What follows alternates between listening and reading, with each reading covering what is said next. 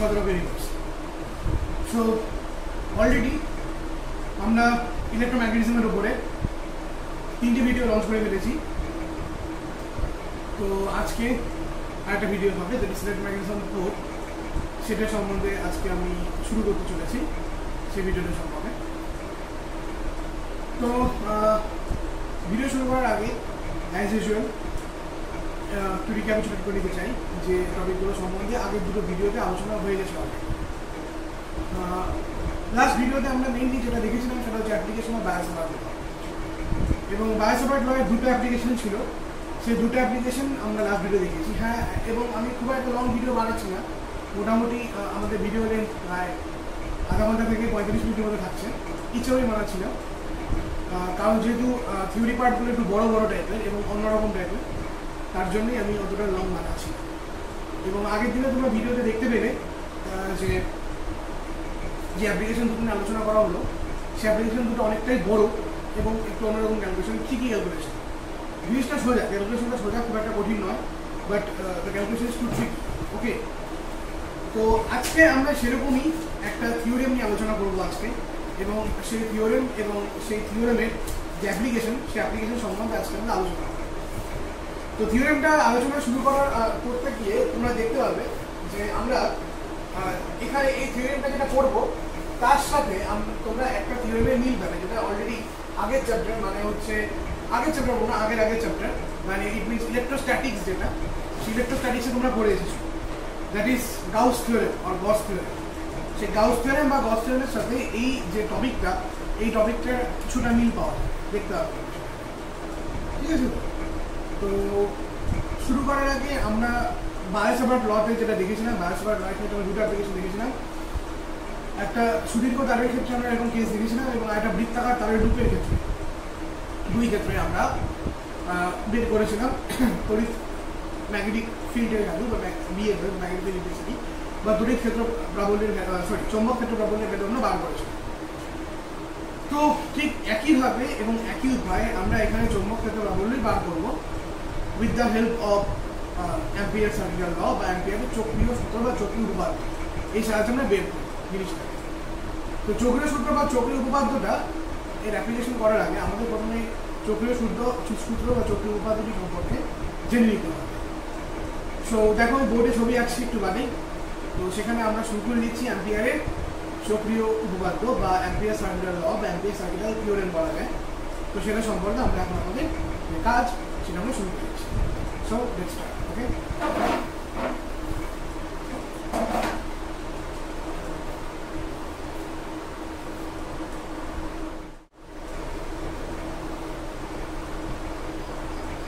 okay, so let us start our first topic, that is Ampere circuital law বা অ্যাম্পিয়ারের চক্রীয় উপপাদ্য।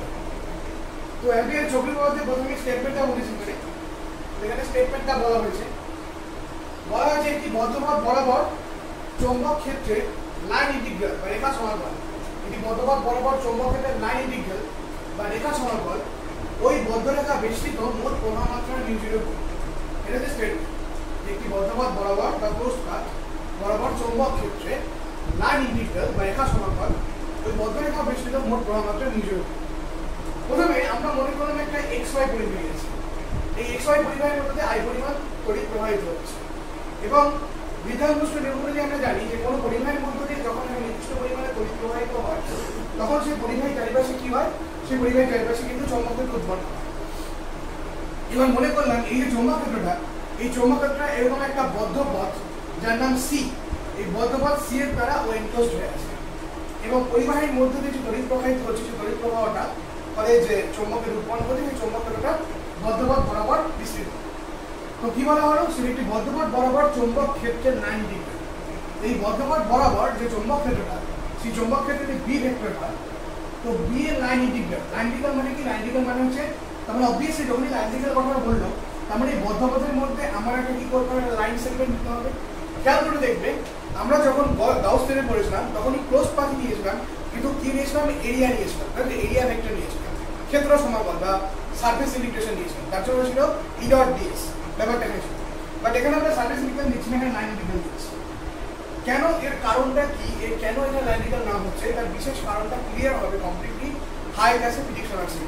তো এখানে জায়গাটা তোমাদের একটুখানি মনে রাখতে হবে যে কেন আমি এটাকে লাইন ইন্টিগ্রাল নিচ্ছি, তার কারণটা বিশেষ করে কি। হ্যাঁ ঠিক আছে, আগেরটা কেন সার্ভিস দিয়েছি এখানে কেন লাইন নিলাম, তার কারণটা এখানে কতটা কনফিউশন ক্লিয়ার হবে। তো এখানে একটা স্মল সেগমেন্ট না হলো দ্যাট ইজ ডিএল। তো তার যদি তাহলে এই ম্যাগনেটিক ফিল্ডে যদি আমি লাইন ইন্টিগ্রাল করা হয়, then it will be B dot dl, then it will be, and obviously it's a closed path, তার জন্য এটা হচ্ছে close integration. So closed integration B dot dl that's equals two, বলেছে এই রেখা বেষ্টিত, বলেছে এটি বদ্ধপথ বরাবর চৌম্বক ক্ষেত্রে 90 ডিগ্রি, তাহলে চৌম্বক ক্ষেত্রে 90 ডিগ্রি হয়ে গেল। ওই বদ্ধরেখা বেষ্টিত মানে এই বদ্ধরেখাটি বেষ্টিত মোট প্রবাহ মাত্রা নিউজের উপর, তাহলে এই বদ্ধ পথটি কাকে ইনক্লোজ করে আছে, এই একটা এক্সওয়াই পরিবাহীকে, এবং এর মধ্যে দিয়ে কতটা পরিমাণ তড়িৎ প্রবাহিত হচ্ছে, আই পরিমাণ তড়িৎ প্রবাহিত হচ্ছে, বলেছে তড়িৎ প্রবাহ মাত্রা কতটুকু নিউজের উপর, that is closed integration B dot dl that's equals two what, নিউজের উপর। সো এটাই হলো আমাদের অ্যাম্পিয়ার সার্কিটাল ল বা অ্যাম্পিয়ারের চক্রীয় বল। এর প্রমাণ সিলেবাসে নেই, দরকার পড়ে না, সিলেবাস এটা হায়ার ক্লাসে প্রমাণটা আছে, হায়ার ক্লাসে ফিজিক্স অনার্সে বা ফিজিক্স পাসে পড়তে হবে। তো তোমাদের ক্লাস 12 প্রমাণটা নেই, তোমাদের প্রমাণ যেটা ছিল ক্লাস 12 গাউস থিওরেমটা ছিল, যেটা আমি দেখিয়েছিলাম সলিড অ্যাঙ্গেল দিয়ে। তো এখানে প্রমাণটা নেই, যাই হোক দেখে নাও, এরপর আমরা এটা অ্যাপ্লিকেশন করবো। তাই দেখে নাও।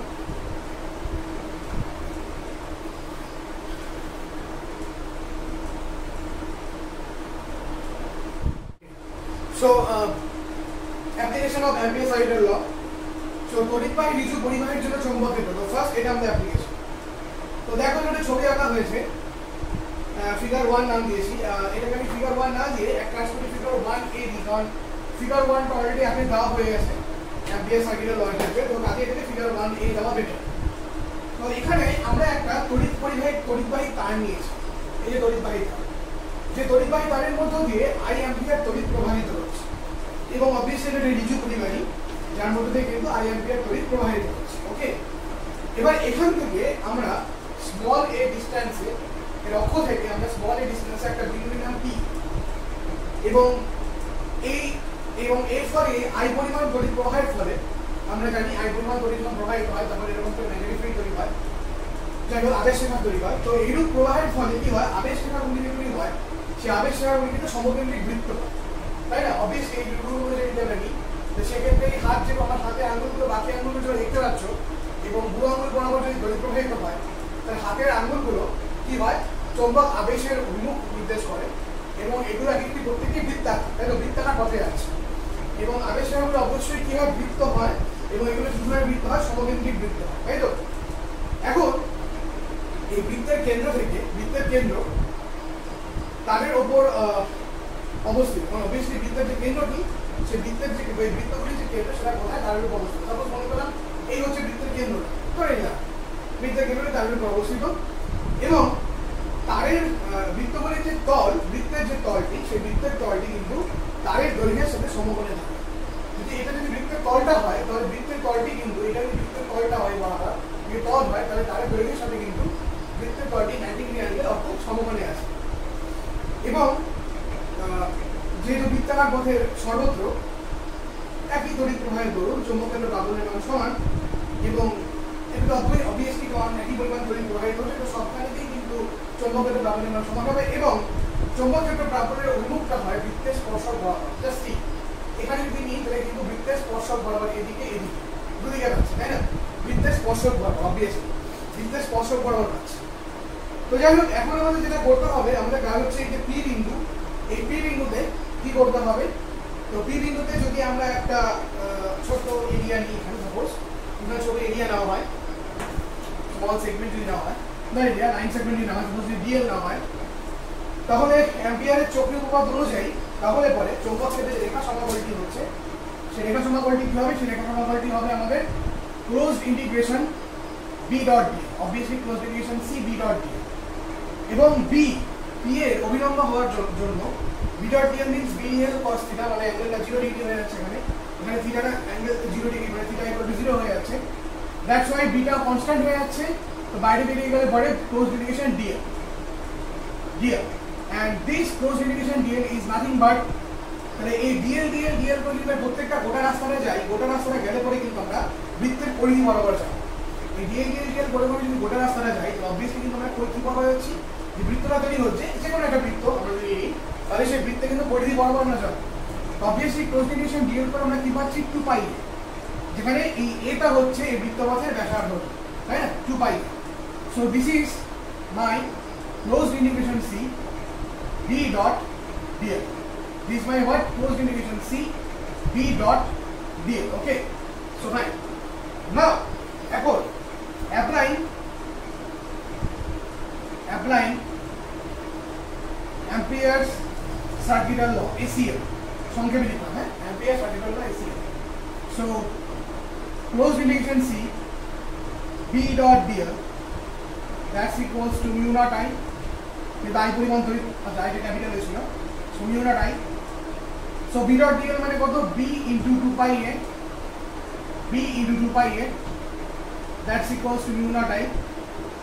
So B, that's equals to mu naught I by 2 pi a.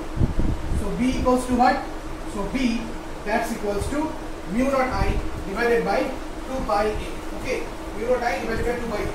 তো এভাবে আমরা অ্যাম্পিয়ারের সার্কিটাল ল প্রয়োগ করে কিন্তু আমরা কি বের করতে পারি, আমরা এভাবে বের করতে পারি। যেটা খেয়াল করে দেখো, তুমি এই ঠিক একই ব্যাপারটা কিন্তু তুমি আগের দিন করেছিলে, প্রথম দিন আমরা করেছিলাম নর্মাল ওয়েতে বায়োসেভার দিয়ে, এবং বায়োসেভারের স্পেশাল কেস যেখানটাতে ছিল, মানে যদি ওয়্যারটা ইনফিনিটেসিমাল লং হয়, মানে স্পেশাল কেস নাম্বার 1, মানে ফার্স্ট অ্যাপ্লিকেশনের যে ফার্স্ট স্পেশাল কেসটা, সেখানে আমরা এটা করেছিলাম, মানে থিটা 1 এর +90 আর থিটা 2 কে -90। যদি না মনে পড়ে তোমরা খাতাটা একটু উল্টে নিয়ে দেখো, আগের পেজগুলো, সেখানে -90 +90, মানে থিটা 1 টাকে +90 আর থিটা 2 কে -90 করে নিয়ে কিন্তু আমরা বি এর ভ্যালুটা পেয়েছিলাম μ/2π। তো ঠিক সেই ব্যাপারটা এখানে করা হলো, এবং কতটা সহজে আমরা এখানে করে ফেলতে পারবো উইথ হেল্প অফ বায়োসেভার। তো এইটাই বায়োসেভার নয় মেইন অ্যাপ্লিকেশন এখানে, যে খুব সহজে আমরা যে কোনো বডির ক্ষেত্রে আমরা কিন্তু যে কোনো কন্ডাক্টিং ওয়্যার বা যে কোনো কন্ডাক্টিং বডির ক্ষেত্রে আমরা তার করেসপন্ডিং ম্যাগনেটিক ফিল্ডকে নির্ণয় করতে পারি। Okay, so this is the first application.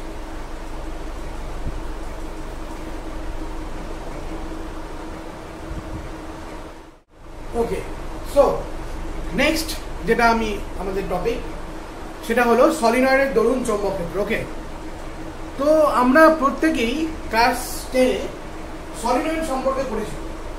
Solenoid সম্বন্ধে আমরা যেটা জানি সেটা হচ্ছে, একটা কোনো কাঁচা লোহার দণ্ডের উপরে যদি অন্তরিত তামার তারকে যদি খুব ক্লোজ ভাবে বা খুব ঘনসন্নিষ্ঠভাবে পেঁচানো হয়, তাই তো, ওর গা বরাবর যদি ভালো করে পেঁচানো হয়, পেঁচানোর পরে যদি ওর মধ্যে দিয়ে আমরা তড়িৎ প্রবাহ করি, তাহলে কি হয়, তাহলে চৌম্বক আবেশের দরুন এই যে গোটা কাঁচা লোহার যে পাতটা বা বন্ধটা, সেটা কি হয়, চৌম্বক আবেশের দরুন সেটা আবিষ্ট হয়, এবং এটা গোটাটাই একটি চুম্বকে পরিণত হয়। এবং যতক্ষণ তড়িৎ প্রবাহ চলতে থাকে ততক্ষণ অবধি কি হয়, ততক্ষণ অবধি আমাদের এই চৌম্বক যে ধর্মটা, কাঁচা লোহার মধ্যে যে চৌম্বক ধর্মটা, এই চৌম্বক ধর্মটা কিন্তু ততক্ষণ ওর মধ্যে থাকে। এটা আমরা ক্লাস 10 পড়েছি, এটা সম্বন্ধে আমরা জানি, তাই তো। এবং নট অনলি দ্যাট, আরেকটা যেটা আমরা জেনেছিলাম সেটা হচ্ছে এরকম যে তড়িৎ প্রবাহের ওপর ডিপেন্ড করে চৌম্বক ক্ষেত্রে নর্থ পোল আর সাউথ পোলটা তৈরি হয়।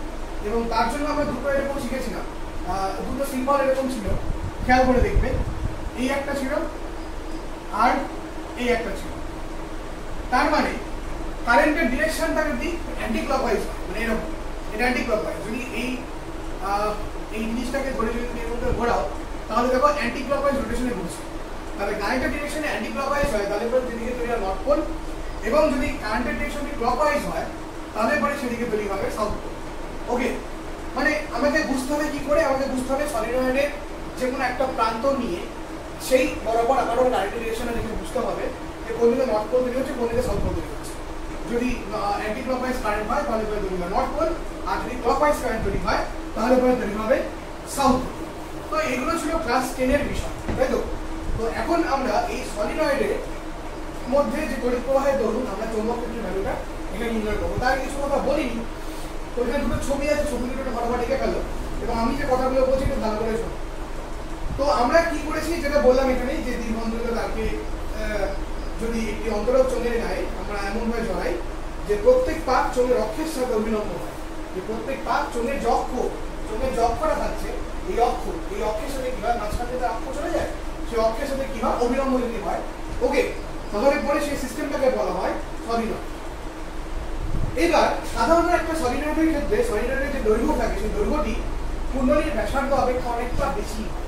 একটা কুণ্ডলী মানে এই যে কুণ্ডলীতে এটার উপর থেকে তারটা অ্যাটাচ করতে যাচ্ছে, অবভিয়াসলি এটা কুণ্ডলী, তো কুণ্ডলীর যে ব্যাসার্ধটা সেই ব্যাসার্ধটা কি হয়, সেই ব্যাসার্ধটা কিন্তু সলিনয়েডের দৈর্ঘ্যের তুলনায় কিন্তু অনেকটাই কম।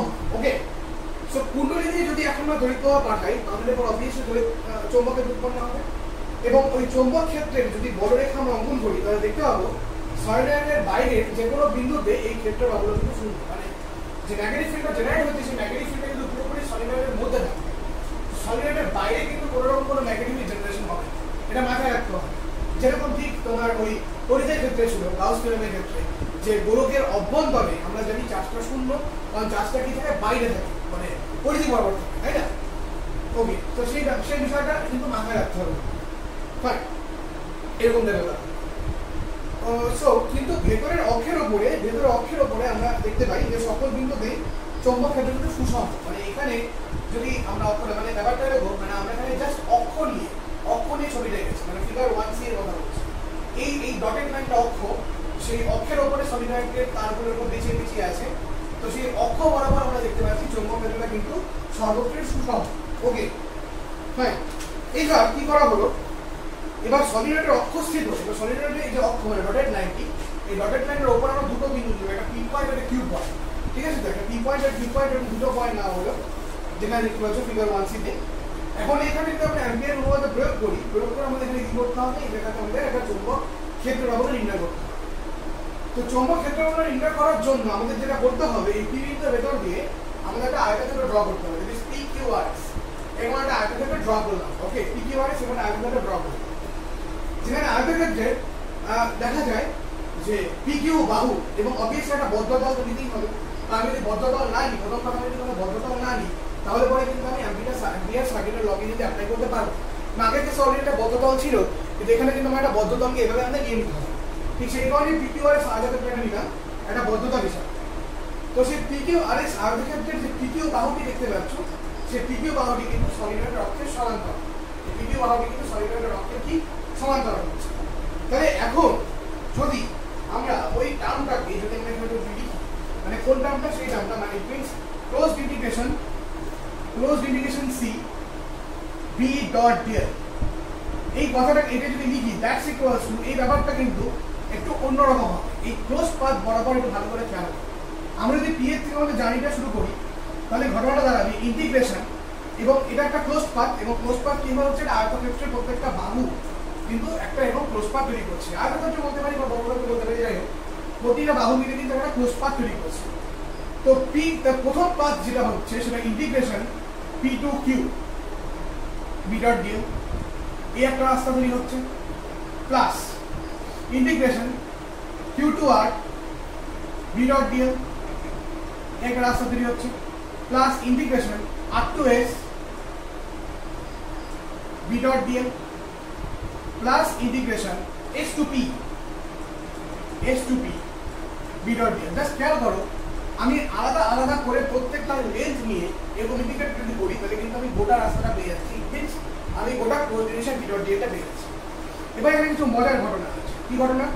So close integration C B dot dl that's equals to, দেখো প্রথমত যদি প্রথম রাস্তাটা খেয়াল করো পি টু কিউ বরাবর, এখানে আমরা দেখতে পাচ্ছি যে অক্ষর পি কিউ বরাবর যে চৌম্বক ক্ষেত্রটা আছে বি ভেক্টর, সেটা কিন্তু অক্ষের সমান্তরাল, তাই তো?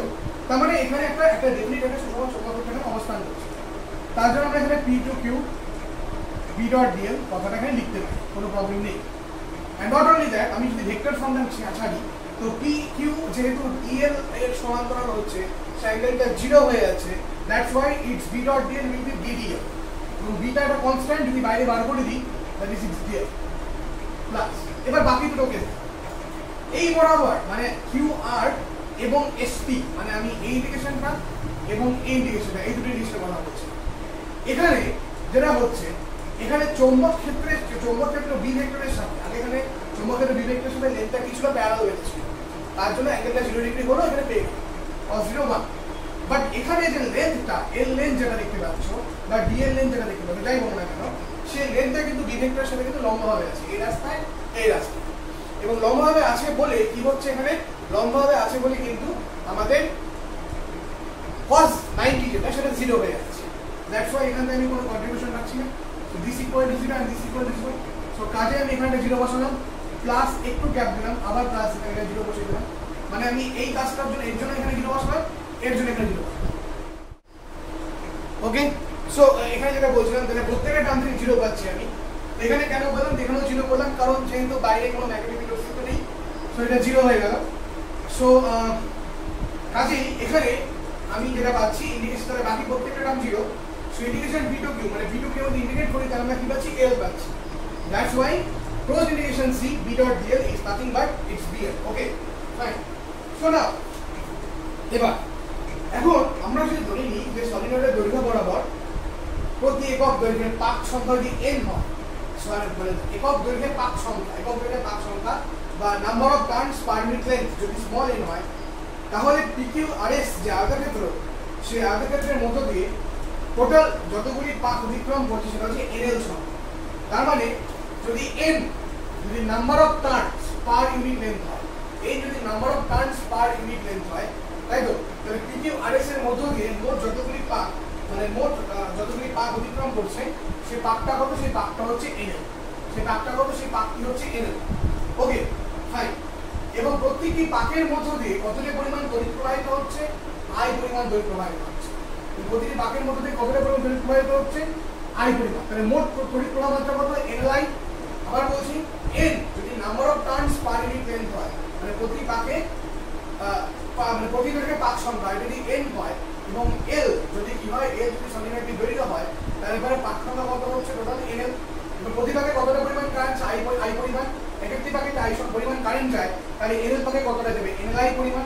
তাহলে যদি আমরা ওই আমাদের অ্যাম্পিয়ার সার্কিটটা অ্যাপ্লাই করি, তাহলে আমরা কি জানি, close indication C B dot dl that's equals two what, mu 0। এবার I যেহেতু হয়, সো I এর বদলে এখানে যেটা পাবো that is NL, mu 0 into what, NL। So close indication C B dot dl is what, it's BL। So BL equals to mu 0 NLI। তাহলে কিছু করে আমি বার করলাম BL। Now if L are cancelled out, then B that's equals to mu 0 NI. That's B equals to what, mu 0 NI. এই mu 0 NI, B equal to mu 0 NI, এটাই হলো সলিনয়েডের এবং এর মধ্যে সলিনয়েডের মধ্যে উৎপন্ন চৌম্বক ক্ষেত্র প্রাবল্যের মান। And this N is number of turns, N equals to number of turns per unit length, this N by L। তো সেক্ষেত্রে আমরা B কে আমরা এরকম বলতে পারি, n যদি নাম্বার অফ টার্নস হয় আর l যদি লেন্থটা হয়, n by l কে আমি স্মল n বলতে পারি according to the definition. So b that's equals to mu 0 capital N I by small n। So b equals to what, mu 0 capital N I divided by what, divided by small n। তো এটাই হচ্ছে একটা সলিনয়েডের মধ্যে তড়িৎ প্রবাহের দরুন চৌম্বক ক্ষেত্রের রাশি। সো দেখে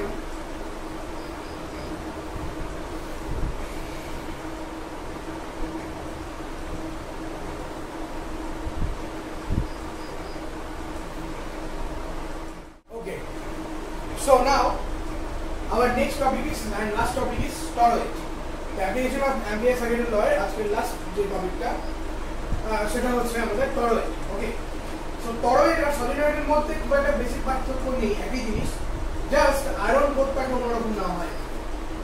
সলিনয়েডের ক্ষেত্রে আয়রন কোডটা আমরা স্ট্রেট আয়রন কোড নিয়েছিলাম, বাট এখানে একটা সার্কুলার আয়রন কোড নিতে হয় বা সার্কুলার লুপ নিতে হয়, এবং তার উপরে আমরা একইভাবে আমরা কি করি, আমরা এরকম তার পেঁচিয়ে ওকে, এবং ঘনসরণ ইউজ হবে তার পেঁচিয়ে আমরা একটা সিস্টেম বানাই, এবং এর মধ্যে দিয়ে একটা certain amount of current flow করানো হয়, and this system is known as toroid. Okay, so এক্ষেত্রে বলা হলো যেটা কি বলি, তো একটা দীর্ঘ সলিনয়েডকে যদি আমরা বৃত্তাকারে বাঁকিয়ে যদি এরকম একটা শেপ দিই এবং তাকে যদি এরকম ভাবে এর মধ্যে কারেন্ট প্রবাহ করা হয়, তাহলে পরে এই সিস্টেমটাকে বলা যাবে টরয়েড।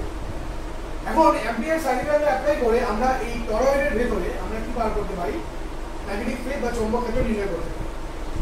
এবার আমাদের মোটো হচ্ছে এই টরয়েডের মধ্যে, এই টরয়েডের যে অক্ষটি দেখতে পাচ্ছ ডটেড লাইন দিয়ে করা আছে। এই টরয়েডের অক্ষের মধ্যে যে পি বিন্দুতে আমরা একটা বিন্দু নিয়েছি পি, ঠিক আছে তো? সো সেই পি বিন্দুতে আমরা কি করলাম, আমাদের এখানে এই চৌম্বক ক্ষেত্র যেটা সেটা নির্ণয় করতে হবে, এবং তার জন্য আমরা যেটা করেছি, সো পি বিন্দুকে বেস করে পি বিন্দুকে রেখে মানে ওকে সেন্টার করে এবং পি কে রেখে আমরা একটা টরয়েডের মধ্যে একটা ডটেড বৃত্ত, যে কালো ডট দিয়ে দেখতে পাচ্ছি একটা ড্র করেছি, এবং অবভিয়াসলি ইটস সমবিন্দু, তাই তো? সেম সেন্টার একটা বৃত্ত আমরা অঙ্কন বললাম, এখানে কল্পনা করলাম, এবং টরয়েডের মধ্যে যে তড়িৎ প্রবাহ হচ্ছে আই পরিমাণ, এই আই পরিমাণ তড়িৎ প্রবাহের জন্য উৎপন্ন চৌম্বক ক্ষেত্রের মান কি হয়, এই বৃত্তের যে প্রতিটি বিন্দু তার প্রত্যেকটির মধ্যে যদি সেম টাইম যাচ্ছে তার জন্য চৌম্বক ক্ষেত্রের সেটা ইউনিফর্ম হবে। তো সেই বৃত্তের প্রতিটি বিন্দুতে কিন্তু কি হবে সেটা সমান হবে। কাজেই আমরা যদি একটা বিন্দুর জন্য বার করে ইন্ডিকেট করে তুলতে পারি তাহলে পরে কিন্তু আমরা গোটাটার জন্য পেয়ে যাব। এবং অবভিয়াসলি বৃত্তের যে কোনো বিন্দুতে এই চৌম্বক ক্ষেত্রের যে অভিমুখটা হবে সেটা কি, সেটা কিন্তু বৃত্তের স্পর্শক বরাবর, তাই না? অবভিয়াসলি বৃত্তের যে কোনো বিন্দুতে চৌম্বকের অভিমুখটা হয় বৃত্তের স্পর্শক বরাবর, তাই না? তো এখন যদি বৃত্তটার ব্যাসার্ধ আর হয়, যে বৃত্তটা আমরা ড্র করলাম ডটেড বৃত্তটা পি, এই বৃত্তের ব্যাসার্ধ যদি আর হয় এবং সলিনয়েডের প্রতি একক থেকে পাক সংখ্যা যদি n হয়, তাহলে পরে বৃত্তের সাথে যে জড়িত তড়িৎ প্রবাহ মানে বৃত্তটির মধ্যে যে পরিমাণ তড়িৎ প্রবাহ যাচ্ছে সেটা কত? সো n এটা যে নাম্বার অফ টার্নস হয়, এবং এই আর ব্যাসার্ধে বৃত্তের পরিধি যদি 2π হয় তাহলে পাক সংখ্যা কত হচ্ছে? তাহলে পাক সংখ্যা হচ্ছে n × 2π। এবার একটি পাকে যাচ্ছে আই পরিমাণ কারেন্ট, তাই তো? একটি পাকে যাচ্ছে আই পরিমাণ কারেন্ট, তাহলে n × 2π এর পাকে কত যাচ্ছে? n × 2π r × i, এত পরিমাণ কারেন্ট যাচ্ছে। দ্যাট মিন্স কত পাই? 2πrni, এতটা সংখ্যক কারেন্ট কিন্তু এর মধ্যে দিয়ে পাস করছে। তাহলে অ্যাম্পিয়ার উপপাদ্য অনুযায়ী আমরা বলতে পারি closed integration p dot dl that's equals two 2πrni। এবার যেহেতু ফিল্ডটা কি হয় বৃত্তে স্পর্শ করছে এবং সেক্ষেত্রে অভিলম্ব এবং এবং এবং এখানে যে আমরা একটা স্মল সেগমেন্ট dl কল্পনা করি, তো dl এর অভিলম্ব থাকার দরুন আমরা এখানে যেটা অনলি বলতে পারি that is b dot dl is 0, মানে appearance cos 0 is 1, so b closed integration dl that is 2πrni, and this closed integration dl is nothing but 2πr. Okay, this closed integration dl is nothing but into mu 0. formula হচ্ছে mu 0 হয়, b equals to mu 0, total current এটা তার সাথে mu 0 গুণ হবে according to the formula, এখানে mu 0 হচ্ছে। So b into closed integration dl is what? That is 2πr, that's equals to 2πrni into mu 0. Fine. So 2πr cancelled. So b equals to what? Mu 0 ni. So b equals to what? b equals to mu 0. এটাই হচ্ছে টরয়েডের অভ্যন্তরে চৌম্বক ক্ষেত্রের ব্যবহারের মান। তো এখন যদি টরয়েডের প্রতি পাকে প্রাক সংখ্যা যদি ক্যাপিটাল n হয় তাহলে স্মল n, এবং আগের ক্ষেত্রে আমরা কি লিখলাম small n equals n by l, তো সেখানে ক্যাপিটাল n হবে n বাই 2π, সেক্ষেত্রে এটা কত হচ্ছে n বাই 2πr, তাহলে সেক্ষেত্রে স্মল n কত হচ্ছে? So small n that's will be n by 2πr। Okay, পাক সংখ্যা যেরকম হয় তাহলে এটা হবে n বাই 2πr। সো সেক্ষেত্রে বিটা কিরকম দাঁড়াচ্ছে? তো সেক্ষেত্রে বিটা দাঁড়াচ্ছে b that's equals to mu 0 capital Ni by 2πr। So this is the expression of magnetic field. তো এটাই সব টরয়েডের ভিতরে ম্যাগনেটিক ফিল্ড তৈরি হচ্ছে, সেই ম্যাগনেটিক ফিল্ডের কিন্তু এটাই আমাদের রাশিমালা। ওকে, দেখে নাও।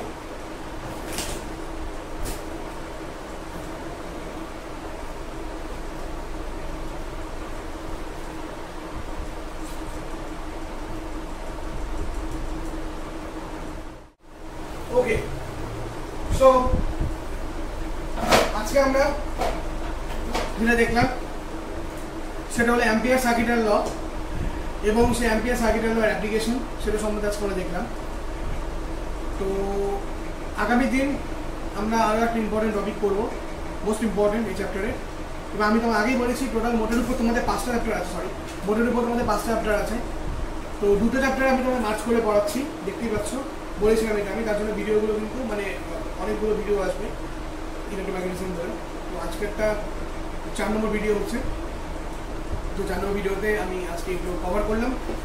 সো নেক্সট দিন একটা খুব ইম্পর্টেন্ট টপিক করাবো, খুব মজার টপিক, মজাদার জিনিস। তো অনেক মজার কথা আসবে সেখানে নেক্সট টপিকগুলোতে, এবং ভালো লাগবে আশা করি জিনিসগুলো করতে, খুব ইন্টারেস্টিং জিনিসগুলো এবং খুব ভালো। এবং একইভাবে ইলেকট্রিসিটিতে যেরকম আমি থিওরি পড়ানোর পরে নিউমেরিক্যালস করিয়েছিলাম, যেখানে তাই করাবো। এবং তোমাদের আমি শুরুতেই বলে দিয়েছিলাম যে এই চ্যাপ্টারে নিউমেরিক্যালসগুলো খুব ইজি হয়, তোমরা যদি ফর্মুলাগুলোকে একটু মেমোরাইজ করতে পারো, ফর্মুলার মধ্যে বসালে পরে অঙ্ক শেষ। এই আলাদা করে যেমন ইলেকট্রোস্ট্যাটিক্সের নিউমেরিক্যালসগুলো একটু ট্রিকি হয়, তো এটা নিউমেরিক্যালসগুলো কিন্তু একটু আলাদা, এটা নিউমেরিক্যালসগুলো একেবারেই আলাদা, সোজা খুব। যেরকম আমরা কোয়ান্টাম মেকানিক্স, নিউক্লিয়ার ফিজিক্স বা অ্যাটমিক ফিজিক্সে করেছিলাম আমরা, যে নিউমেরিক্যালসগুলো ফর্মুলা বসালেই হয়ে যাচ্ছে, তো সেখানেতে। আরেকটা কথা বলে রাখি, যে চ্যাপ্টারগুলো হয়ে গেছে তোমাদের, সেগুলো কিন্তু পুরো ডিভিশন দিই, ওকে? কারণ কবে পরীক্ষা হবে এখনও বলা যাচ্ছে না, কারণ তোমাদের এক এক সাইডে এরকম কথা বলা হচ্ছে, বা নিউজে যেগুলো বলা হচ্ছে কোনোটাই কোনো রকম কনফার্ম এটা কিন্তু বলা হচ্ছে না, হ্যাঁ? তো সেক্ষেত্রে তোমরা প্রিপেয়ার থাকো, মার্চকে টার্গেট রেখে কিন্তু তোমরা প্রিপেয়ার থাকো, হ্যাঁ? নভেম্বর মাস আগামীকাল থেকে নভেম্বর মাস পড়ে যাচ্ছে, তো সেক্ষেত্রে কিন্তু বেশি দেরি নেই এই বছরটা শেষ হতে। এবং আমি চাই বছরটা যত তাড়াতাড়ি শেষ হয় ততই ভালো। 2021 সালের 1 তারিখ থেকে 1 জানুয়ারি থেকে যেন এই কোভিড হাবি যত রাজ্যের এইসব যেন চলে যায়, মানে একদম আমরা যেন আমাদের অ্যাজ ইউজুয়াল স্বাভাবিক সঙ্গে ফিরে আসতে পারি। আর ভালো লাগছে না, অনেক দিন হয়ে গেল, সত্যি এখন ভালো লাগছে না, জাস্ট বোরিং লাইফ, সব কিছু স্তব্ধ হয়ে আছে সব দিক থেকে, সমস্ত কাজ, এভরিথিং। তো কাজেই এখন যত তাড়াতাড়ি সম্ভব এই ফালতু এই বোগাস জিনিসটা কেটে যাক, এই কোভিড-19 থেকে এআইডি, এটাই চাই, আবার আমরা আমাদের স্বাভাবিক সঙ্গে ফিরে আসি। তবে সবচেয়ে খারাপ লাগে, তোমরা যারা এবার 12-এ পড়ো, তোমরা স্কুল লাইফটাকে এবছর এনজয় করতে পারলে না, মানে ক্লাস 12-এ স্কুল লাইফের এনজয়মেন্টটা, যেটা গত বছর তোমাদের সিনিয়ররা যারা ছিল, আমরা যেগুলো করে এসেছি, বা গত ইয়েতে যারা পাশাপাশি তাদের করেছে, তোমরা কিছুই করতে পারলে না। আজও স্কুলটাকে আমরা আজও মিস করি, যে স্কুলে পড়তাম, এনজয়কে আজও মিস করি। তো তোমরা যে স্কুলে পড়ো, তো তোমরা তোমাদের স্কুল লাইফটাকে এনজয় করতে পারবে না, এটা আমার একটা বড় দুঃখের জায়গা থাকবে, তোমাদেরও আমারও থাকবে একটা বড় দুঃখের জায়গা। আমিও এবছর ক্লাসে নিতে পারলাম না স্কুলে গিয়ে, খুবই খারাপ লাগার একটা বিষয় থাকবে। যাই হোক, এখন যদি এই নভেম্বর মাসে যদি আবার একটু ক্লাস হয়, আর স্কুলটা খোলা এখন দরকার, বিশেষ করে প্র্যাকটিক্যালের জন্য। এখনো অবধি কোনো প্র্যাকটিক্যাল শেখা হয়নি, ধরা হয়নি, কারণ এত 12-এ এত প্র্যাকটিক্যাল, কোনো প্র্যাকটিক্যালই হয়নি, এখন ধরাই হয়নি, কারণ স্কুল খুলেই কি প্র্যাকটিক্যাল, কিছু তো করা যাবে না। তো একটু চাই স্কুলটা একটু খুলুক, সতর্কতার সাথেই আমরা যাবো, মাস টাস করে বললে ওই আমরা প্র্যাকটিক্যাল করবো, কিন্তু খুলুক, এটাই চাই। কারণ প্র্যাকটিক্যালটা না হলে পরে খুব প্রবলেম হয়ে যাবে, ভীষণই প্রবলেম হয়ে যাবে প্র্যাকটিক্যালটা না হলে। তো যাই হোক, তো আজকের পড়াটা ভালো করে পড়বে, ভিডিওগুলো দেখবে ভালো মতন করে। তো আবার তোমাদের সাথে দেখা হচ্ছে আগামী ভিডিও নিয়ে, আরও মজার টপিক, আরও সুন্দর টপিক নিয়ে আমরা আলোচনা করবো নেক্সট ভিডিওগুলিতে। সো ভালো থাকো, stay happy, good night, by.